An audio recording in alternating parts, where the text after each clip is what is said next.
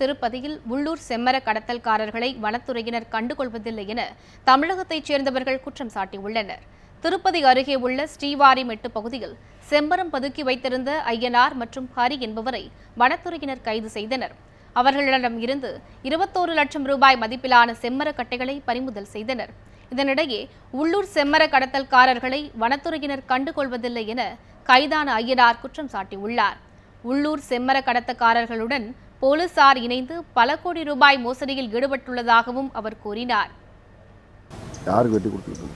இந்த இடமாக்கு தான் சார் அனுப்புவாங்க, ஆளுங்க அனுப்புவாங்க, அவங்க போவாங்க வருவாங்க, எல்லாம் லோக்கலால் சார்.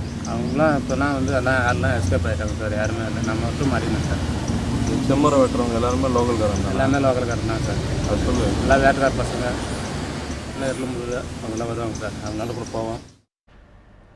இதனிடையே வேலூர் மாவட்டம் குடியாத்தம் அருகே வனத்துறைக்கு சொந்தமான காப்பு காட்டில் கிடந்த 2 லட்சம் ரூபாய் மதிப்பிலான செம்மர கட்டைகளை வனத்துறையினர் பறிமுதல் செய்தனர்.